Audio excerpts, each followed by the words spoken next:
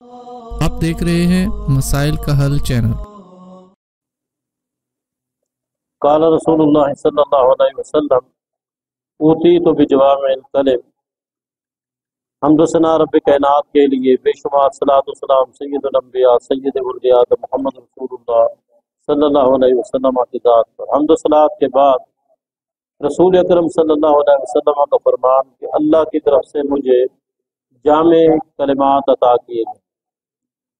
جامع کلمے کا مطلب یہ ہوتا ہے کہ کلام انتہائی مختصر ہو اور معنی مفہوم کے اعتبار سے اس کے اندر بہت ہی زیادہ وسعت، جس طرح ہمارے معاشرے میں ایک جملہ استعمال ہوتا ہے کہ سمندر کو کوزے میں بند کر دینا، تو نبی علیہ الصلوۃ والسلام کو اللہ نے یہ نعمت عطا کی تھی کہ آپ بات انتہائی مختصر کرتے، لیکن مفہوم کے اعتبار سے وہ قیامت تک آنے والے لوگوں کے لیے وہ باعث رشد و ہدایت ہوتا ہے۔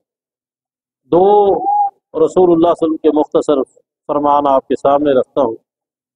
ایک فرمان یہ ہے انما الاعمال بالنیات، کہ عمل کا دار و مدار نیت پر ہے، اور ایک فرمان ہے انما الاعمال بالخواتیم، اعمال کا دار و مدار خاتمے پر ہے۔ بس یہ دو انسان رسول اللہ صلی اللہ علیہ وسلم کے فرامین سمجھ لے اور اس کے مطابق اپنی عملی زندگی بنا لے تو یقیناً وہ انسان کامیاب ہے۔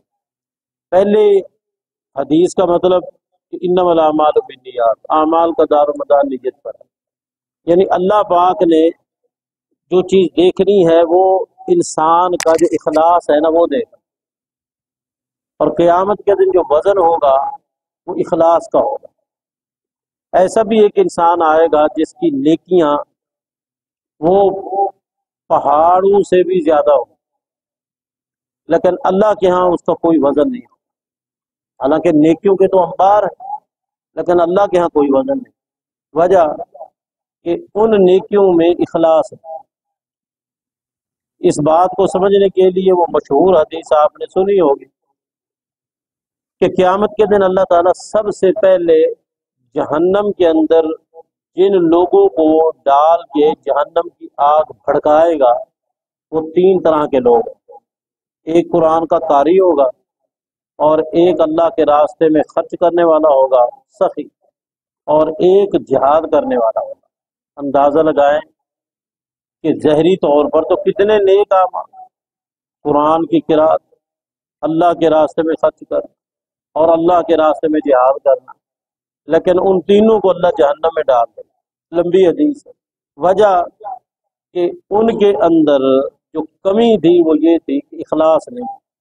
قاری صاحب نے پڑھا تھا اپنی شہرت کے، اس نے اللہ کے راستے میں مسجدیں مدرسے بنوائی تھے، لیکن کس کے لیے؟ صرف اپنی نام بری کے لیے، اور اس نے جہاد کیا تھا اپنی نام بری اور شہرت کے لیے۔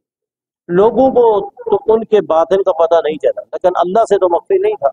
اللہ تینوں کو جہنم میں ڈال دے گا اور اللہ کے ہاں ان کے اعمال کا کوئی وزن نہیں۔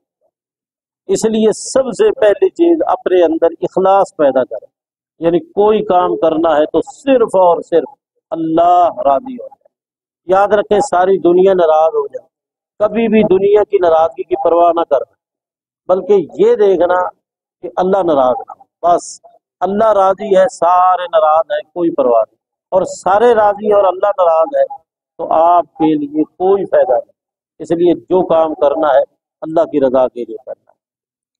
دوسری حدیث انما الاعمال بالخواتیم، اعمال کا دار و مدار خاتمے پر، یعنی آپ کی سابقہ زندگی گزری سو گزری، لیکن جب موت کا وقت آئے تو پھر دیکھا جائے گا کہ خاتمہ کیسے ہوا ہے۔ ایسا نہ ہو کہ ساری زندگی نیکی کرتا رہے اور موت کے وقت کوئی ایسا گناہ کرے جس کے نتیجے میں ساری نیکیاں تباہ و برباد ہوں۔ مثال کے طور پر نمازیں پڑھتا رہا، آخری وقت ایسا دماغ خراب ہوا کہ نماز چھوڑ دی اور غلط دوستوں کی محفل اور مجلس میں بیٹھنے لگا، اور شراب نوشی اور جوا اور اس طرح کی برائیاں اور گناہ ان کا ارتکاب، اور جب موت آئی تو اسی حالت، تو سابقہ نمازیں اس کی ضائع ہو، اور ایسا بھی ہوتا ہے کہ ساری زندگی گناہ کرتا رہا لیکن آخری وقت موت سے پہلے اللہ کی طرف سے کوئی ایسی اسے ہدایت ملی کہ وہ نمازی بن، اور جس کے نتیجے میں اس کا خاتمہ کیا ہوگا؟ اچھا ہوگا۔ تو اللہ نے خاتمہ دیکھنا ہے کہ بندے کا خاتمہ کیسے ہے، اور خاتمہ ہوتا ہے موت کے ذریعے، اور موت کا کسی کو پتہ نہیں۔ اس لیے ہر وقت اپنے آپ کو تیار رکھو کہ خاتمہ انسان کا ایمان پر ہو اور اسلام پر ہو۔ اس لیے ہم جب کسی کا جنازہ پڑھتے ہیں نا، اس میں ہم ایک دعا پڑھتے ہیں، عام طور پر وہ لوگوں کو یاد ہے، اللہم اغفر لحینا و میتنا و شاہدنا و غائبنا و صغیرنا و کبیرنا و ذکرنا و انثانا۔ آگے والے جو دعا کے الفاظ ہیں یہ میت کے لیے نہیں ہے۔ اللہم من احییتہ منا فاحیہ علی الاسلام ومن توفیتہ منا فتوفہ علی الایمان۔ اللہ جس کو زندگی دے تو اسلام کے مطابق، موت دے تو ایمان پر۔ یہ دعا کے الفاظ اس میت کے لیے نہیں ہے، کیونکہ اس کی زندگی تو ختم ہو چکی، موت اس کی آ چکی۔ یہ ہم اپنے لیے دعا کر رہے ہیں کہ اللہ ہمیں زندگی دے تو اسلام والی زندگی دے، اور ہمیں موت دے تو ایمان پر، ہمارا خاتمہ کس پر ہو؟ ایمان پر ہو۔ اس لیے ان دونوں حدیثوں کو ذہن میں رکھیں۔ عمل اخلاص کی بنیاد پر قبول ہوگا، اور وزن بھی اخلاص کی بنیاد پر، اور آخری عمل اس کا بڑا کردار ہے انسان کی زندگی میں کہ اس کا خاتمہ کیسے ہوا۔ اللہ ہمارا خاتمہ ایمان پر کرے، اسلام پر کرے۔ آمین۔ واقول قولی ھذا وآخر دعوایا ان الحمد للہ رب العالمین۔